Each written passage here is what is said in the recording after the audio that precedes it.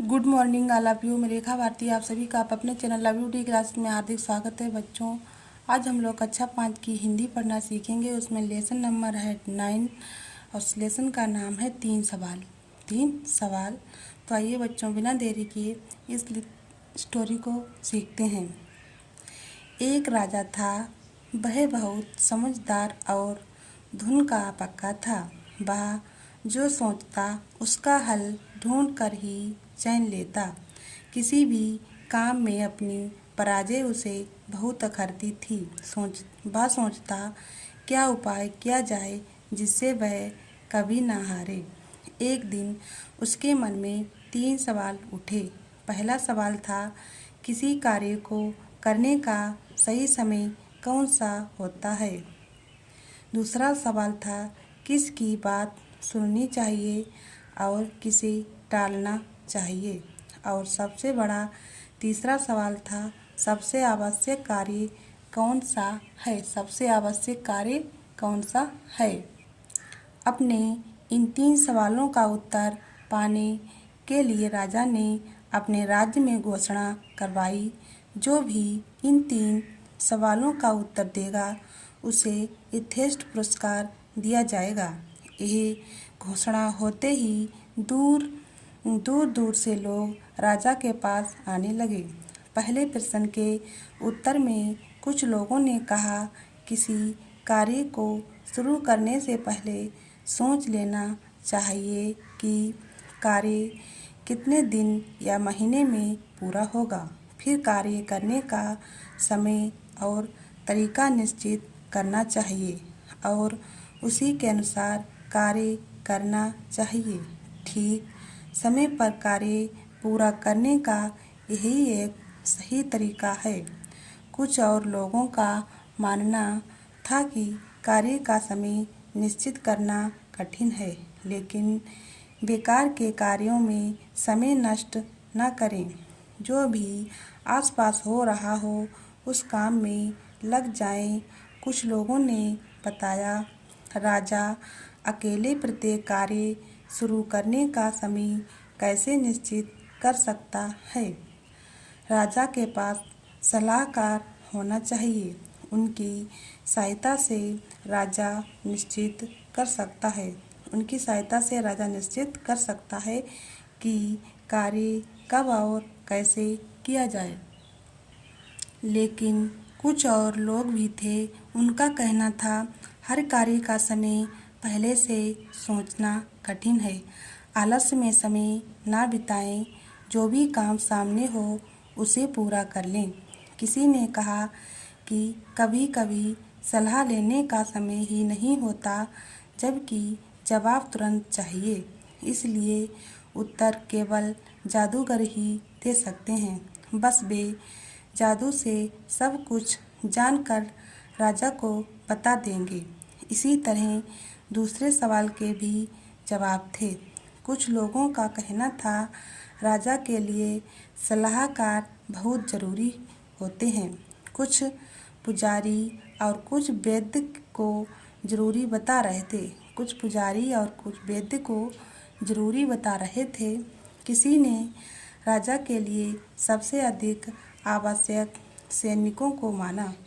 तीसरे प्रश्न के भी कई उत्तर थे।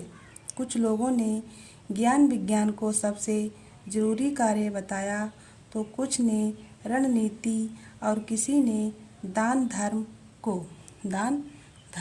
को। सारे उत्तर अलग अलग थे। राजा को एक भी उत्तर सही नहीं लगा।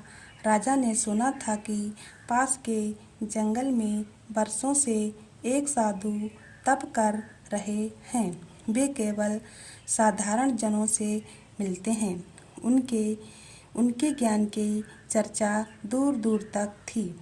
अपने सवालों का जवाब पाने के लिए राजा ने उनसे मिलने का निश्चय किया। दूसरे दिन राजा ने राजसी वस्त्र उतारकर साधारण कपड़े पहने। कुछ अंगरक्षकों को साथ ले लिया। घोड़े पर सवार होकर राजा जंगल की ओर चल दिए। काफ़ी देर बाद पेड़ों के झुरमुट में उसे साधु की झोपड़ी दिखाई दी। राजा घोड़े से उतर गए। उसने अंगरक्षकों को वहीं खड़े रहने का आदेश दिया और पैदल ही साधु के पास पहुंचा। राजा ने देखा साधु बड़ी लगन से झोपड़ी के सामने की जमीन खोद रहे थे। उनका शरीर दुबला पतला था। कुदाल से खोदते समय वे जोर जोर से सांस ले रहे थे। राजा को पास आता देखकर साधु रुक गए। उन्होंने राजा का अभिवादन किया, फिर अपने काम में लग गए। राजा बोला, मैं आपके पास अपने कुछ प्रश्नों के उत्तर पाने की आशा में आया हूँ।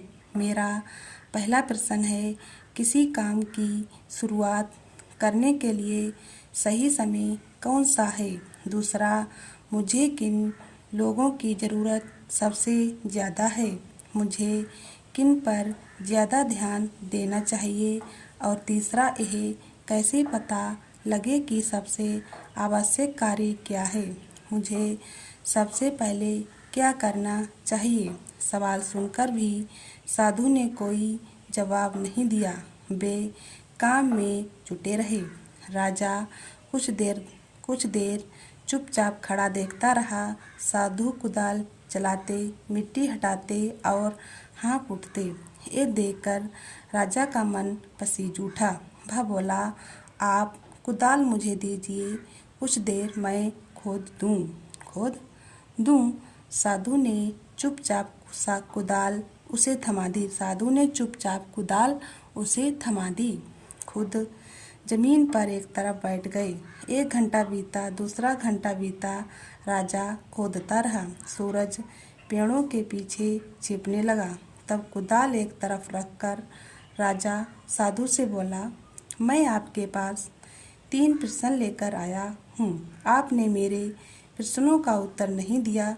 यदि आप मेरे एक भी प्रश्न का उत्तर नहीं जानते तो मुझे बताएं।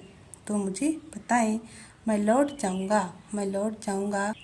इतना सुनकर भी साधु चुप रहे। तभी किसी के दौड़ कर आने की आवाज़ सुनाई दी। साधु ने कहा, आओ देखते हैं कौन आया है। राजा ने मुड़कर देखा। एक आदमी दौड़ता हुआ वहीं आ रहा था। वह दर्द से कराह रहा था। उसके पेट से खून बहकर पैरों पर गिर रहा था। राजा के पास आकर वह कुछ बुदबुदाया और बेहोश हो गया। राजा और साधु ने मिलकर उसे भूमि पर लिटाया, उसके कपड़े ढीले किए। उसके पेट में बहुत बड़ा घाव हो गया था। राजा ने उसका घाव धोकर पट्टी बांधी, पर वह पट्टी खून से भीग गई। राजा ने फिर से खून साफ किया और दूसरी पट्टी बांधी। 2-3 बार पट्टियां बदली, तब कहीं खून बहना बंद हुआ। उस आदमी की चेतना लौटी तो उसने पानी मांगा। राजा ने ताज़ा पानी लाकर उसे पिलाया। संध्या हो गई थी। हवा भी ठंडी हो चली थी। बाहर लेटा हुआ आदमी ठंड से कांप उठा। राजा और साधु ने मिलकर उसे झोपड़ी के भीतर सुलाया। वह आंखें बंद किए चुपचाप बिस्तर पर लेटा रहा। ये सब करते करते राजा बहुत थक गया था। देहरी पर बैठते ही वह गहरी नींद में सो गया। दूसरे दिन सुबह उसकी आँख खुली। पहले तो उसे समझ में नहीं आया कि वह कहाँ है। सामने लेटा हुआ बीमार आदमी कौन है? वह उसे एकटक देखता रहा। धीमी आवाज़ में उस आदमी ने राजा से कहा, मुझे माफ़ कर दीजिए। राजा पहले तो अचकचाया, फिर बोला, मैं तुम्हें नहीं जानता। तुम मुझसे माफ़ी क्यों मांग रहे हो? आप मुझे नहीं जानते। मैं आपको जानता हूँ। मैं आपका शत्रु हूँ। आपने मेरे भाई को फांसी की सज़ा सुनाई थी। उसकी संपत्ति जब्त कर ली थी। मैंने तभी आपसे प्रतिशोध लेने की कसम खाई थी। मुझे मालूम हुआ आप साधु के पास अकेले आए हैं। मैंने सोचा था जब आप वापस लौटेंगे तब मैं आपकी हत्या कर दूंगा, लेकिन पूरा दिन बीतने पर भी आप नहीं लौटे। जब मैं आपको खोजता हुआ इस तरफ आ रहा था, आपके अंगरक्षकों ने मुझे पहचान लिया। उन्होंने मुझे मारने की कोशिश की, पर मैं बच गया। अगर आपने मेरी मरहम पट्टी ना की होती तो मैं मर ही गया होता। आपने मेरी जान बचाई है। अगर मैं जीवित बचा और आपने चाहा तो जीवन भर आपकी सेवा करूँगा। मुझे क्षमा करें। सारी बात सुनकर राजा बहुत खुश हुआ। उसने सपने में भी नहीं सोचा था कि शत्रु इतनी आसानी से मित्र बन सकता है। राजा ने उसे क्षमा कर दिया, उसे विश्वास दिलाया कि लौटकर वह उसकी देखभाल का पूरा इंतजाम करेगा। राजा झोपड़ी से बाहर आया, साधु के पास जाकर बोला, मैं अंतिम बार आपसे अपने सवालों का हल मांग रहा हूँ। साधु घुटनों के बल बैठे उन क्यारियों में बीज बो रहे थे जिन्हें कल तैयार किया गया था। साधु ने सिर उठाकर राजा से कहा, राजन, तुम्हें तुम्हारे सवालों के जवाब मिल चुके हैं। राजा हैरान हुआ। उसने कहा, मैं समझा नहीं। साधु बोला, क्या तुम्हें मालूम नहीं? तुम समझ नहीं सके। अगर कल तुम्हारे मन में मेरे लिए दया ना आई होती तो तुम चले गए होते। तुमने ये क्यारियाँ तैयार ना की होती तो राह में यह आदमी तुम पर हमला करता। मेरे पास ना रुकने के लिए तुम पछताते। जब तुम क्यारियाँ तैयार कर रहे थे, वही सबसे सही समय था। तब सबसे महत्व का आदमी मैं था। उस समय मेरा काम सबसे ज़रूरी काम था।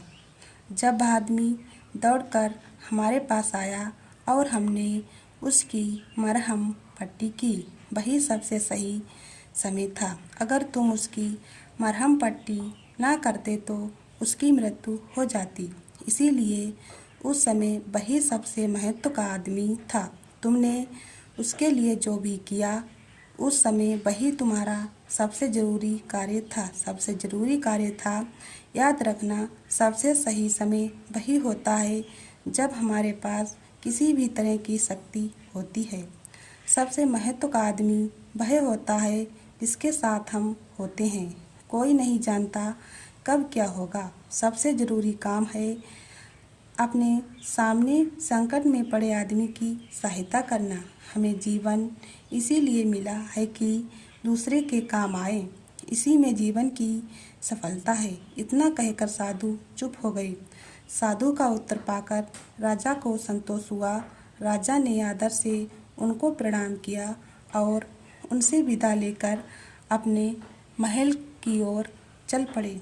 तो बच्चों, इस स्टोरी को समाप्त करते हैं। यदि स्टोरी आप सबको पसंद आए, वीडियो को लाइक, चैनल को सब्सक्राइब, बेल आइकन को दबाना बिल्कुल मत भूलना, क्योंकि आने वाली हर वीडियो का नोटिफिकेशन आप सभी को सबसे पहले मिले। बाय बच्चों, फिर मिले।